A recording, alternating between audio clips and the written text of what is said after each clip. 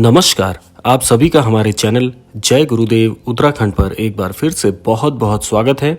आशा करते हैं कि आप और आपके परिवारजन सभी स्वस्थ होंगे।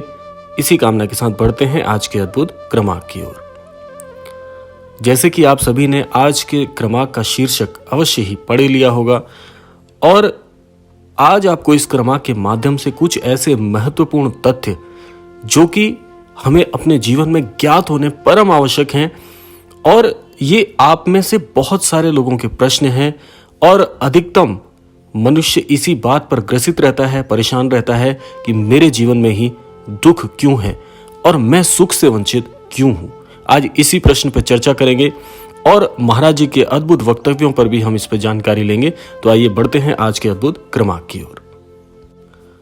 तो सबसे पहले बात करते हैं महाराज जी के उस अद्भुत तथ्य के ऊपर जो कि इस विषय पर और भी प्रकाश डालेगा और भी इस विषय को गूढ़ बनाएगा, जो कि आपको महाराज जी के द्वारा एक ऐसे ज्ञान की प्राप्ति होगी जो कि आपके जीवन में बड़ा ही अद्भुत तरह से क्रियान्वयन होगा।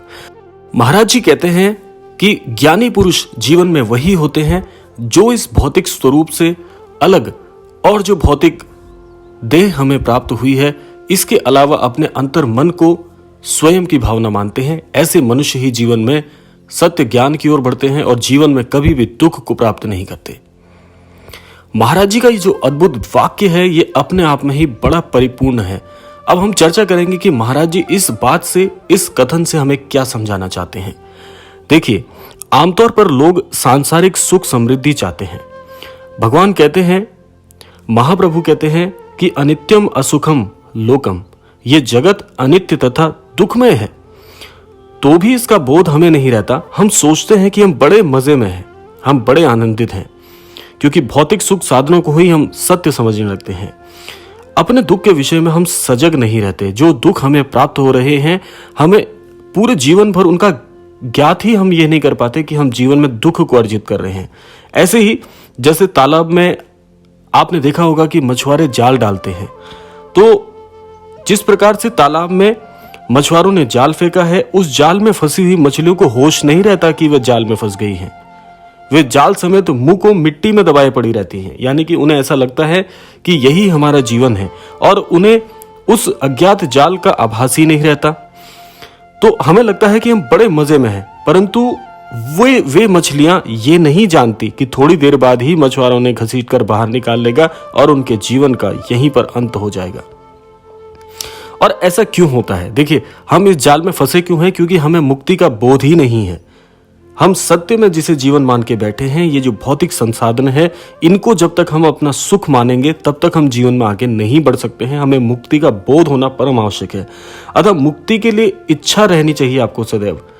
तो गुरुकरण का जो लाभ है ना, यानी कि जीवन में अगर हम किसी गुरु को प्राप्त भी कर लेते हैं, यदि हमारे गुरुजन का जीवन में आगमन भी हो जाता है, तो भी हम पीछे ही रह जाते हैं, क्योंकि हम इस नाशवान, इस नश्वर शरीर को अपना मान लेते हैं। इसलिए बंधन का बोध हमें सर्वदा जागृत रखना होगा तथा हमें यह ज्ञात रहना होगा कि यह केवल भौतिक शरीर है। इसके बाद हमारा जीवन एक अन्यत्र, एक ऐसे आयाम में पहुंच जाएगा जहां जीवन का बहुत ही बड़ा एक महत्वपूर्ण सा यह क्रम है। तो इसके लिए हमें गुरु की परम आवश्यकता है। जीवन में गुरुजनों का सम्मान कीजिए, गुरुओं से गुरु दीक्षा लीजिए।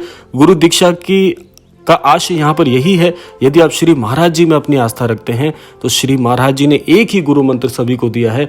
कोई विशिष्ट गुरु मंत्र महाराज जी ने अन्यत्र नहीं दिया है। महाराज जी कहते हैं, श्री राम नाम के जाप के साथ जीवन को आगे लेकर चलिए, यही सृष्टि का सबसे बड़ा महामंत्र है। अब एक उदाहरण आपको और समझाता हूं। उस उदाहरण से शायद आप अपने जीवन में यह बात समझ जाएंगे कि जीवन बड़ा ही अनमोल होता है, क्योंकि यहां पर जीवन को बड़ा ही अद्भुत बताया गया है। तो जो आज के शीर्षक की मुख्य रूपरेखा है वह यही है कि संसार में केवल 3 ऐसी चीजें हैं। मैं आपको बड़ी ही अद्भुत बात बता रहा हूं, बड़े ध्यान से आप इस बात को समझिएगा कि संसार में केवल 3 चीजें ही इतनी दुर्लभ है जो कि केवल देव कृपा से ही प्राप्त होती है, जिसके लिए आपके सत्कर्मों का या सत्कर्मों की गणना की जाती है। उसके पश्चात ये 3 चीजें मिलती हैं। पहला है यह मनुष्य जन्म। जिस देह में आपने जन्म लिया है इस धरा पे, वह बड़ा ही अनमोल है, उसके बहुत मायने हैं। तो मनुष्य जन्म बड़ी ही दुर्लभता के साथ प्राप्त होता है।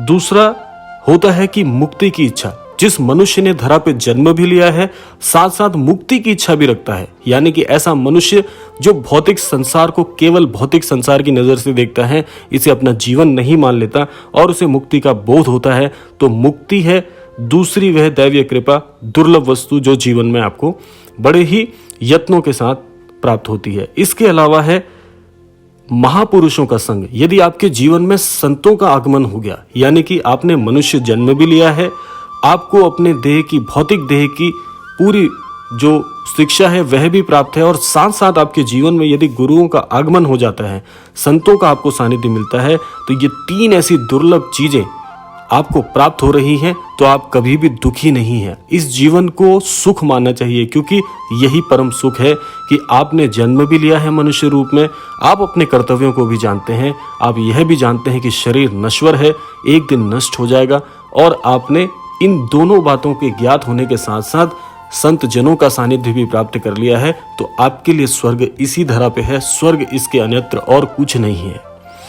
ये मनुष्य जीवन बड़ा ही कष्टकारी होता है जब जीवन में दुखों का आगमन होने लगता है, जब जीवन में ऐसा लगने लगता है कि मेरा जीवन नष्ट हो गया है, मेरे जीवन में कुछ भी सुख नहीं है। ये दुख जब मनुष्य के मन को कष्ट देते हैं, तभी मनुष्य स्वयं को गुरु के चरणों में समर्पित करता है। जब जीवन में बहुत दुख आने लगे, जब जीवन में असहनीय प्रकार की पीड़ा होने लगे, तो आपको आवश्यकता है एक गुरुजन की, अपने ऐसे सद्गुरु की जो आपके जीवन के अंधकार को पूरी तरह से दूर कर दे। तथा गुरु भी कृपा करके उसे आश्वस्त करते हैं। जब ऐसा शिष्य, एक हारा हुआ शिष्य गुरु के चरणों में स्वयं को समर्पित कर देता है, तब वह परम सद्गुरु ही उस पर कृपा करके उसे आश्वस्त करते हैं कि इस भव सागर से पार होने के उपायों के उसे उपदेश देते हैं, उसके अज्ञान अंधकार को दूर कर देते हैं। शिष्य को वे दो प्रकार से ऐसी शिक्षा देते हैं जो कि उसके पूरे जीवन को ही परिवर्तित कर देती है। शिक्षा होती है आत्म केंद्रित विचार और जगत केंद्रित विचार। आत्म केंद्रित विचार ऐसे विचार होते हैं जो आत्मा से जुड़े होते हैं, यानी कि आपके अंदर जो अंश है, जो ईश्वरीय अंश है, उसकी शिक्षा आपको प्राप्त करते हैं, आपके अंतर मन से आपको जागृत कर देते हैं।